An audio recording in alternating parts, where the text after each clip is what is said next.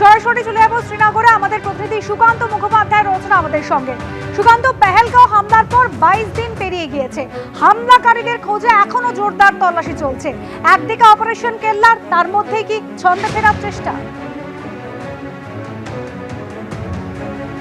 একেবারে দেখো, একদিকে আজকে প্রায় 3 সপ্তাহেরও বেশি সময় কেটে গেছে। 22শে এপ্রিল পেহেলগাম ঘটনার পরিপ্রেক্ষিতে যারা মূল অভিযুক্ত ছিল, এই টিআরএফ যারা এলইটি সংগঠন, সেই আসিফ ফৌজি সহ বাকিদেরকে কিন্তু এখনো পর্যন্ত এনআইএ গ্রেফতার করতে পারেনি। উপরন্তু 14 জন ওভারগ্রাউন্ড ওয়ার্কার যাদেরকে লস্কর ই তৈয়বার প্রশিক্ষণ দিয়েছিল, তাদের নামও সামনে এসেছিল, কিন্তু তাদেরকেও কিন্তু এখনো পর্যন্ত গ্রেফতার করা সম্ভব হয়নি। ঠিক এই মুহূর্তে দাঁড়িয়ে আমরা জানি যে গত 7 তারিখ, অর্থাৎ ঠিক গত সপ্তাহে তখন কিন্তু আমরা দেখেছি যে অপারেশন সিঁদুরকে এক্সিকিউট করা হয়েছিল এবং তার মূল লক্ষ্য ছিল যে পাকিস্তানের মাটিকে ব্যবহার করে বা পাক অধিকৃত কাশ্মীরের মাটিকে ব্যবহার করে যে সমস্ত জঙ্গি ঘাঁটি ছিল, জৈশ-ই মোহাম্মদ, লস্কর ই তৈয়বা এবং বাকি সংগঠন, সেগুলোকে গুড়িয়ে দেওয়া হয়েছে।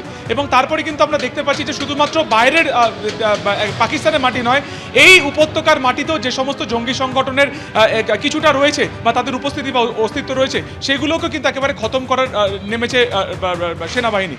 রাষ্ট্রীয় রাইফেলস এবং জম্মু কাশ্মীর পুলিশের যে ওএসজি, অর্থাৎ একেবারে স্পেশাল অপারেশন যে গ্রুপ এসওজি, সেই এসওজির তরফে কিন্তু গতকালকে আমরা দেখলাম যে দক্ষিণ কাশ্মীরের সোপিয়ানে 3 জঙ্গিকে খতম করা হয়েছে। এবং যেটা আমরা জানতে পারছি সেনা সূত্রে, যে মূলত এদের যেটা কাজ ছিল যে 2023 থেকে 2024 সাল পর্যন্ত দক্ষিণ কাশ্মীরের একাধিক জায়গাতে হামলা চালানো, যার মধ্যে রয়েছে কিন্তু শাহিদ কুট্টে যে 3 জন মারা গেছে, তার মধ্যে অন্যতম কমান্ডার এলইটির, সে 2023 সালে দানিশ রিসর্ট, সেখানে 2 জন জার্মানকে গুলি করে হত্যা করে।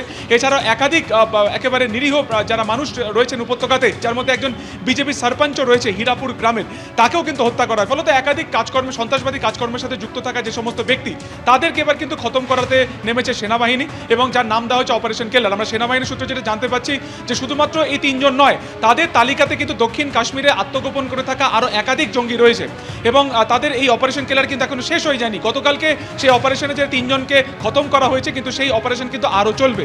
আমরা দেখেছি গতকালকে প্রায় 7টা থেকে 9টা পর্যন্ত অপারেশন হলেও পরবর্তী সময় কিন্তু আমরা দেখতে পেয়েছি যে আরও তারা কিন্তু সেখানে সার্চ অভিযান করেছেন, এবং সার্চ অভিযান করার পাশাপাশি কিন্তু যেটা আমরা দেখতে পেয়েছি যে সেখানে কিন্তু একেবারে সেখানে স্যানিটাইজ প্রসেস চালানো হয়েছে, সেখানে কোথাও লুকিয়ে রয়েছে কিনা জঙ্গি, সেটাও দেখা হচ্ছে।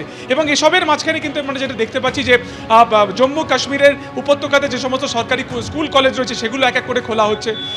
সরকারি স্কুল সম্পর্কে যেটা তোমাকে জানিয়ে রাখি যে বারামুলা ডিভিশন, অর্থাৎ যেখানে এলওসি বা সীমান্তবর্তী গ্রাম রয়েছে, সেই সমস্ত সীমান্তবর্তী গ্রামে কিন্তু যে সমস্ত সরকারি স্কুল রয়েছে, সেগুলোকে আপাতত বন্ধ রাখা হয়েছে, কিন্তু বাকি যে জায়গা, অর্থাৎ শ্রীনগর কিংবা তোমার ডাল লেক চত্বরে যে সমস্ত স্কুল রয়েছে, সেগুলো খুলে দেওয়া হয়েছে।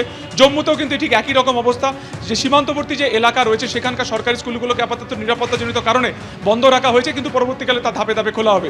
আজকে পুরোদস্ত শ্রীনগর এয়ারপোর্ট খুলে গেল, সেখানে কিন্তু সমস্ত বিমান এখন এখান থেকে শ্রীনগর থেকে অন্যত্র যেতে পারে বা অন্যত্র থেকে এখানে আসতে পারে। ফলত ধীরে ধীরে একদিকে যেমন স্বাভাবিক হচ্ছে, পাশাপাশি যেটা তোমাকে বললাম যে সেনাবাহিনীর তরফে কিন্তু গোটা উপত্যকা জুড়ে যে সমস্ত জায়গাতে লুকিয়ে রয়েছে ওভারগ্রাউন্ড ওয়ার্কাররা, কিংবা যে সমস্ত জায়গাতে সন্ত্রাসবাদীরা যুক্ত রয়েছে বা যে সমস্ত জায়গাতে তাদের অস্তিত্ব রয়েছে, তাদের যেখানে গতিবিধি পাওয়া যাচ্ছে, সেখানেও কিন্তু একই রকমভাবে তারা অপারেশন কেলার, সেই যে অপারেশন, তার মাধ্যমে সে তাদের অস্তিত্ব খোঁজার চেষ্টা করছে সেনাবাহিনী। ধন্যবাদ সুকান্ত।